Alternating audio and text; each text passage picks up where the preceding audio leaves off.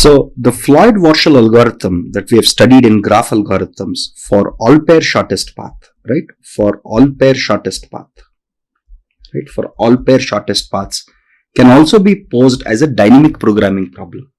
Okay, let's actually pose it, right? So first let's look at the recursive formulation, right? Let's look at the recursive formulation. So let's look at the recursive formulation. But before we go there, let me define a few terms.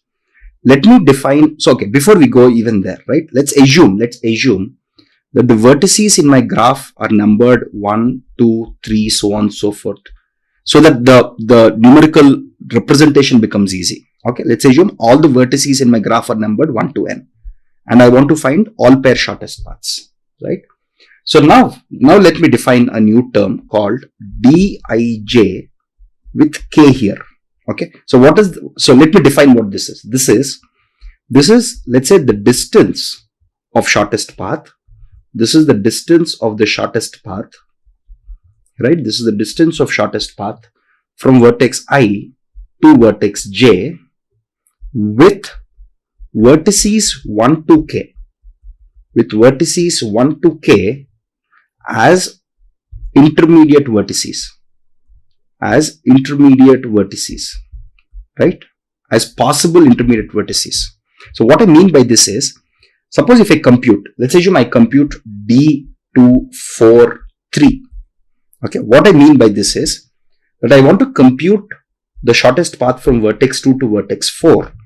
And to compute this, I can only use vertices 1, 2 and 3 as my intermediate vertices. Not all of them got to be my intermediate vertices, but all the intermediate vertices in my shortest path from 2 to 4 should only be either vertex 1, 2 or 3. That's what this means. Okay, as potential intermediate vertices. Let's actually use that word potential, because all of these vertices need not be intermediate vertices. Okay, so this is the distance of the shortest path from vertex I to j with vertices in the set 1 to k as potential intermediate vertices. Okay, so let's start with that. Okay, again, I have the CLRS code here. I'll come to it in a while. First, let's write the recursive formulation. Okay, now I can write Dij with a superscript k as, imagine my k equals to 0. Imagine my k equals to 0. Then what is the set of vertices I have? Because my vertices are starting from index 1 to index n. Then I don't have any intermediate vertices. I start from 2. Let's assume I start from vertex I to vertex j. Right? Now I don't have any intermediate vertices that I can use. So the shortest path from vertex I to j is nothing but the weight from I to j. If there exists an edge from here to here, its weight will be given to us. If it doesn't exist, this weight will be infinity. Okay, so this is equal to the weight between vertex I and j if k equals to 0. Otherwise, if k is not equal to 0, here is the fun case, right? If k otherwise, if k is greater than, let's say if k is greater than equal to 1, then what happens? Then look at it. I will take the minimum. Okay, let me explain the logic here, right? Imagine I have all the words. First, let me write it down. I'll explain the logic here. It is a minimum of Dij k minus 1, comma. Let me write this. I'll explain it step by step. Don't worry about it. Dik k minus 1 plus dkj with k minus 1. Okay, so it is the min of both of them. Okay, so let me explain what it means. Let's assume this is the set of vertices from 1 to up to k minus 1. And let's assume this bigger set contains vertex k. Okay. Now what am I saying here? If I want to find the shortest path from vertex I to j, okay, there are two possible cases. There are two possible cases. The first case here is that vertex k, okay, let me write this here. Okay, let me write this here clearly. The first case here is that vertex k is not in the path. Vertex k is not in the path, in the shortest path, is not there in the shortest path from vertex I to j. That's one possibility. The second possibility here is that k is part of the shortest path from vertex I to vertex j. That's the second possibility. Now let's look at the first possibility. If k is not part of the shortest path, then the shortest path from I to j would be the shortest path from I to all the set of vertices 1 to k minus 1, right? If it doesn't exist, right? And from here to here. This is one possibility. If k, look at this vertex k is now not part of my shortest path, then what does it mean? It means the shortest path from I to j using all the vertices from 1 to k is equal to the shortest distance of path from vertex I to j, right? If k is not part of this path, then it is the shortest path from vertex I to j with only using vertices 1 to k minus 1 and not using k. This is one possibility. The second possibility here is, this is first possibility, right? So let's write down the second possibility also. The second possibility here is, I use vertex k. I literally use vertex k as part of my shortest path, which means the shortest path from I to j is the shortest path from I to using all the vertices from 1 to k, this bigger set, and then going from this bigger set to j, right? So what is this first part? In this first part, I'm computing the shortest path from 1 to k, right? I'm computing the shortest path from 1 to k using, look at this, I'm computing the shortest path from I to k using all the k minus 1 as the intermediate vertex, right? Look at this. So what am I doing here? I'm using 1 to k minus 1 as intermediate vertices, and I'm finding the shortest path from I to k through these. Okay, so my path will look like this. Okay, it will go to these as intermediate and it will finally go to k. And then what do I do? Then I go from k, right, to j minus 1. I go from k to j, sorry, not j minus 1. I go from k to j using all of these vertices as intermediate vertices now.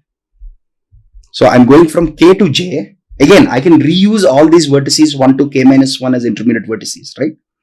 So the shortest path, so in this case what happens? K is part of my shortest path because I'm going from vertex I to k. So k is part of my path now. I'm going to vertex k. And how am I going to vertex k? Using all the vertices 1 to k minus 1 as intermediate vertices. And then I'm going to go from k to j using all these vertices 1 to k minus 1 as intermediate vertices. Okay, and that's what this formulation shows. Okay, so this is the recursive formulation. This is the recursive formulation for all pair shortest path. Right, so what do I want finally? I want D for each ij. For each ij where I goes from 1 to n. If I have n vertices, this goes from 1 to n, and j also goes from 1 to n, right? And my superscript will be k. This is what I want. So my superscript will be n. This is the final thing that I want, right? This is what I want, right? If when I want all pair shortest path, I want dij where I could be 1 to n, j could be 1 to n, and the superscript here is n, because I want to use all the n vertices as intermediate vertices, right? And that's exactly what Bellman-Ford does. If you look at the code, see, this is the Bellman-Ford part. So I'm taking k equals to 1 to n. So what am I computing here? So this is basically your bottom up DP.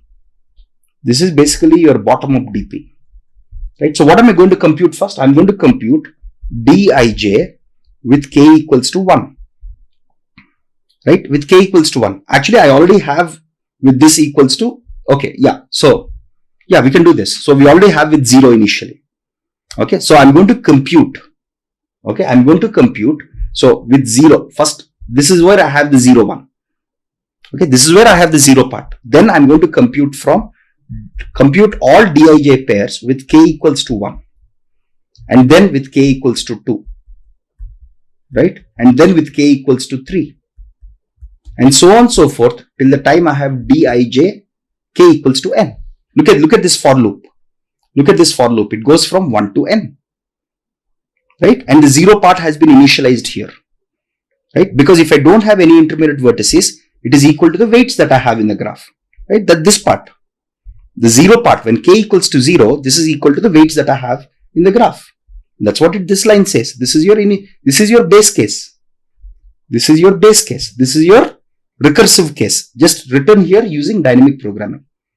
Okay, and to compute Dij3, I'm going to use Dij2s and Dij1s and Dij0s. Right? So there is a lot of overlapping subproblems here. Because to compute this, I'm going to use lot of subproblems from Dij2 and I'll keep reusing them. Okay, and if you look at this part, I from 1 to n, j from 1 to n. That's what we said. What do we want to compute?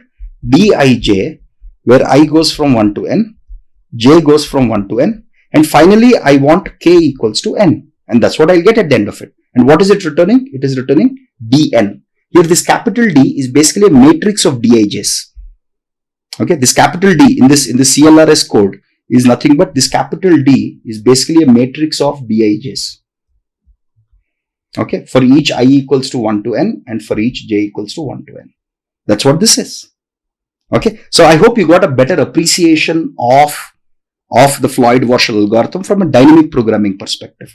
We have shown the recursive formulation, and in the recursive formulation, we can easily see the optimal substructure.